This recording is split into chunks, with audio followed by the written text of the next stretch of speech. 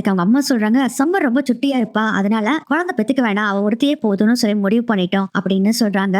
Summer உயிரோட இருந்தா நம்ம பிறக்க மாட்டோம் அப்படிங்கிற விஷயம் தெரிய வருது. அதனால சம்மரை காப்பாத்த வேண்டாம் முடிவு பண்ணிடுறாங்க.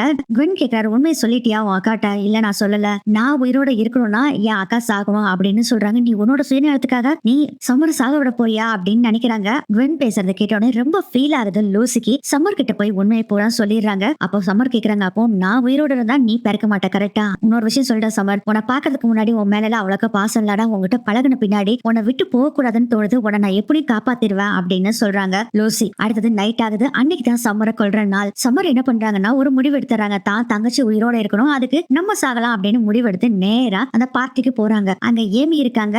ஏமிக்கு கிஸ் பண்ணிட்டு அவங்க லவ் ப்ரப்போஸ் பண்றாங்க. இதை என்னைக்குவே மறந்துடாத அப்படின்னு சொல்லிட்டு அங்க இருந்து சம்மர் நேரா அவங்க எங்க இறந்தாங்களோ அந்த இடத்துக்கு போய் நிக்கிறாங்க. அந்த சீரியல் கில்லர் ஸ்லாஷர் வரட்டும்னு வெயிட் பண்ணிட்டு இருக்காங்க. அதுக்குள்ள லூசி என்ன பண்றாங்கன்னா சோனாருக்கு போய் ஆன்டிபயோட்டிக் குட்டி சிலிண்டர் எடுக்க போறாங்க. அப்பதான் தெரிய வருது அங்க ஏற்கனவே ஒரு சிலிண்டர் யாரோ எடுத்துட்டு போயிருக்காங்க. அப்போ டைம் டிராவல் பண்ணி வந்தது ஃபியூச்சர்ல இருந்து வந்தவன் தான் அப்படிங்கிற விஷயம் தெரிய வருது. அடுத்து நேரா வண்டி எடுத்துட்டு பார்ட்டி நடக்கிற இடத்துக்கு தான் போறாங்க. கரெக்டா சம்மர் நின்னுட்டு இருக்காங்க. ஸ்லாஷர் வர்றான். சம்மரை கொல்ல போகும்போது நேரா காரை எடுத்துட்டு வந்து அப்படியே அந்த ஸ்லாஷர் மேல ஏத்துறாங்க. அவன் தெரிச்சுக்கிட்டு போய் விழுகிறான். லூசி போய் சம்மரை கூட்டிட்டு வந்துடுறாங்க. கார்க்குள்ள உட்காந்துருக்கும் போது கார் ஸ்டார்ட் ஆக மாட்டேங்குது. அப்பதான் அந்த ஸ்லாஷர் எழுந்திருச்சு வர்றான். மாஸ்க் எல்லாம் உடஞ்சு போயிருது. அந்த மாஸ்கை எடுத்துட்டு பார்த்தா அது ஃபியூச்சர்ல இருந்து வந்த குவென் அப்படிங்கிறது தெரிய வருது. லூசி வேற ஒரு பிளான போட்டுட்டு லேபுக்கு போக சொல்றாங்க. அதே மாதிரி இவங்க லேபுக்கு போனோடனே லூசி டைம் மிஷின்ல ஆன்டிபயோட்டிக் சார்ஜரை போய் ஃபிக்ஸ் பண்ணி அதை சார்ஜ் பண்ணிட்டு இருக்காங்க. சம்மர் கிட்டே குவென் கிட்டயும் லூசி சொல்றாங்க, இன்னும் கொஞ்ச நேரத்துல எப்படியும் ஃபியூச்சர் குவென் வந்துருவா, நான் சொல்ற மாதிரி நீங்க செய்யணும் கைஸ் அப்படின்னு சொல்றாங்க.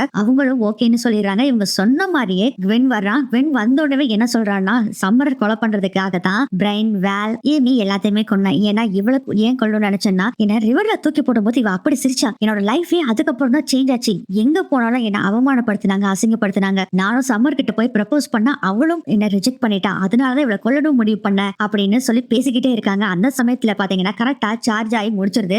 லூசி சொல்றாங்க, சம்மர் கிளம்புங்க அப்படின்னு சொன்னோடனே குவென் சம்மர் கூப்பிட்டுட்டு வெளியே ஓடிறான். அதுக்குள்ள டைம் டிராவல் மிஷினும் ஓபன் ஆயிருது. டைம் டிராவல் பண்றதுக்கு ரெடியா இருக்கு. லூசி ஓடி போய் ஃபியூச்சர்ல இருந்து வந்த குவென்னை இழுத்து டைம் டிராவலுக்குள்ள போடுறாங்க. அப்போ லூசியும் போய் விழுகிறாங்க. ஃபியூச்சர் குவென் லூசி ரெண்டு பேரும் வேற ஒரு டைம் லைனுக்கு போயிடுறாங்க. அங்கேயே குவென்னை கொல்றாங்க லூசி. அதுக்கப்புறம் நேரா 2003க்கு வர்றாங்க. ஏன்னா இங்க வந்துட்டு நீ உன்னோட ஃபியூச்சருக்கு போகலையா அப்படின்னு கேக்குறாங்க சம்மர். அதுக்கு லூசி சொல்றாங்க, உன் கூட தான் வாழ்ந்தாதான் என் லைஃப் சூப்பரா இருக்கும் நான் முடிவு பண்ணேன். அதே மாதிரி வீட்டுக்கு போய் பார்த்தேன், நான் அங்க பிறக்கவும் இல்ல, யார் நீ அப்படின்னு கேட்டாங்க. ஆனா நீ உயிரோட இருக்க சம்மர் அப்படின்னு சொல்லிட்டு சம்மர் கூட வாழணும்னு முடிவு பண்ணிட்டாங்க.